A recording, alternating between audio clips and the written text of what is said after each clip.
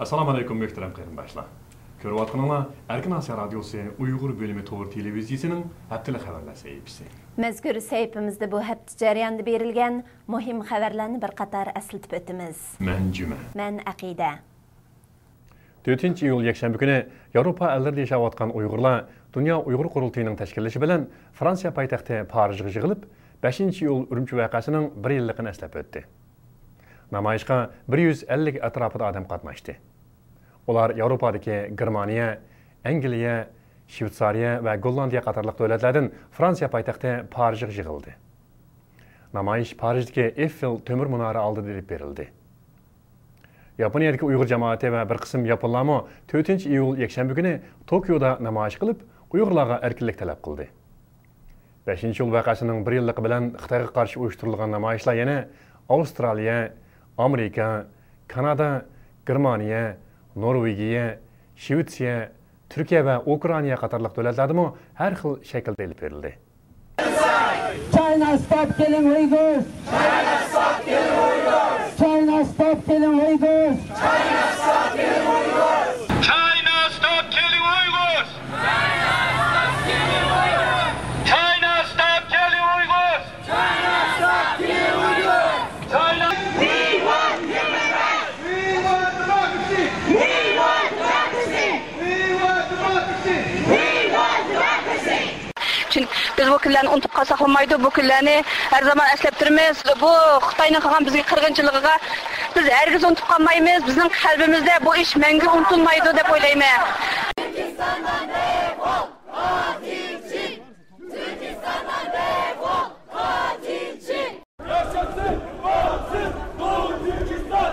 Yaşasın, bağımsız, Doğu Türkistan! Yaşasın, bağımsız, Doğu Türkistan! Yaşasın, bağımsız, Doğu Türkistan! Independence for Uyghurs! China is lying! Free is Turkestan! Freedom for Uyghurs! Freedom for Uyghurs!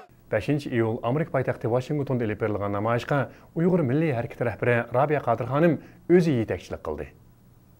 5-iyul Urumchi voqeasining 1 yillik munosabati bilan Gollandiya va Finlandiyalarda keng ko'lamli namoyishlar o'tkazildi. Kanadaning Toronto shahrida shehidlarning ro'yiga atab xatmi Qur'on o'qildi. Qirg'iziston Uyg'urlar ittifoqi 5-iyul voqeasini xotirlash faoliyati o'tkazdi. Xalqaro Uyg'ur kishilik huquq va demokratiya fondi jamiyati Aqsaray oldida 5-iyul voqeasini xotirlash faoliyati olib bormoqda. Faoliyat ko'rgazma shaklida 5-iyul Aqsaray oldidagi bog'chada boshlangan edi. Faoliyat uyushtiruvchilaridan biri Zubayra xonimning bildirishicha, ko'rgazmaga 5-iyul voqeasiga oid 200 parchadan ortiq surat qo'yilgan. Suratlarga ingliz tilida tushuntirish berilgan. Bu faoliyatni Washington atrofidagi Uyg'ur jamoati vakillari bo'libmi, Uyg'ur xonim qizlari har kuni navbatlashib, ma'lum mazgilgacha davomlashtirdi ekan. Amerika Davlat Majlisining Xitoy ishlari ijroiya komiteti 6-iyul doklad e'lon qilib, Amerika hukumatini 5-iyuldan keyin turmaga tashlangan Uyg'urlarning izdirkini elishga chaqirdi. Komitet yana Amerika hukumatini 5-iyuldan keyin tutilgan Uyg'urlarning qo'yib etilishi uchun Xitoyga besim ishlatishga chaqirdi. Komitet dokladida Xitoy Uyg'ur eliga qaratgan taraqqiyot planlari ustida to'xtalgan. Dokladda Uyg'urlarga yolg'iz iqtisodiy yordam emas, eng muhimi rayonning ishlarida qaror qilish huquqi berilishi kerakligi ta'kidlangan. Dokladda ilgirki taraqqiyotlardan Uyg'urlarning bahramon bo'la olmaganligi eskartilgan. Doklad Amerika Davlat Majlisi va hukumatiga sunilgan. Dokladda Xitoy bilan bo'lgan aloqada bu masalalarning tilga ilinishi tashabbus qilingan. Türkiye Milletçi Partiya vakillari 5-iyul Urumchi voqeasining 1 yilligi munosabati bilan axborot e'lon qilib, Xitoyning Uyg'urlar qaratgan bostirish harakatini ayblaydiganligini bildirdi. Yig'in 5-iyul Turkiya parlamentida ochildi.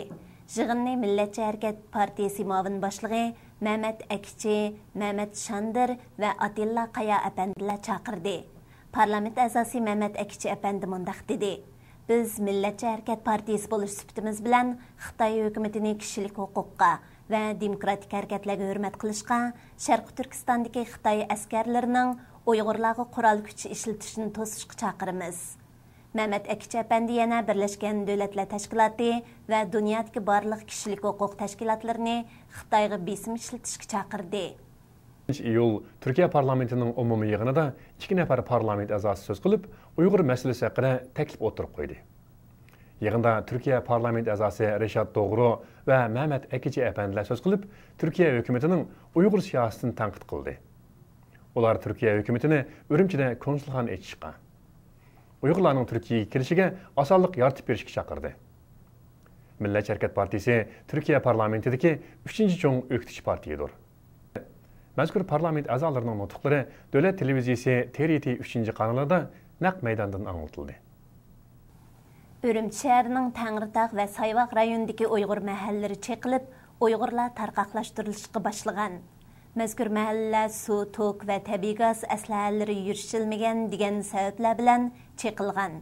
Xinhua to'g'rida ko'rsatishicha, Urumchi shahrining Tangritog' va Sayvoq rayonidagi ko'n uylar cheqilib, taxminan 200 ming aholi boshqa joylarga ko'chirildi ekan. Mazkur qurilish turiga 30 milliard yuan mablag' selingan bo'lib, cheqish va ko'chirish 5 yil ichida tamomlandi ekan. Xabarda o'tirib qo'yilishicha, Tangritog' rayonidagi Uyg'urlar zich o'ltiraqlashgan Xijasan, ya'ni Toshbuloq mahallasidagi 1500 oila bu yil yozda ko'chirildi ekan. Xitoy hukumati qadimiy Qashqardimi cheqib yutkash qurilishini ilib bormoqda. Urumchidagi Uyg'ur mahallalarini cheqib yutkash qurilishining 2009-yildagi 5-iyul vaqasidan keyin yo'lga qo'yilishi kuzatuvchilarni ajablantirmoqda. Beijingdagi mustaqil tadqiqotchi dotsent Ilham To'xta Amerika Ovozi radiosining ziyoratini qabul qilib, Uyg'ur vaziyati haqida to'xtaldi. Ilham To'xta so'zida navbatda Uyg'urlarda hukumatga, armiyaga, saqchiga va xanzularga ishonmaslik kayfiyatining hukm surayotganligini bildirgan. O 5-iyul o'lgan Xitoy fuqarolarining matbuotlarda keng tashviq qilinganligini, ammo 5-iyul va 7-iyullarda o'lgan Uyg'urlarning faqat xabar qilinmaganligini yana bir qatim ta'kidlagan. O Beijingda ishilgan Xinjiang xizmat yig'ini haqida to'xtalib, Xinjiangdagi masala pul kamlik masalasi emas, balki pulni nega ishiltish va pulni qanday bo'lishish masalasi deb ko'rsatgan. Ilham To'xtaning bu qatimki so'zlari Xitoy internet sahifalarida keng ko'lamda munozara qilinmoqda. Urumchi saqchi doiralari rangi va darajasi o'xshamaydigan vaqtliq turish guvohnomasi tarqatgan.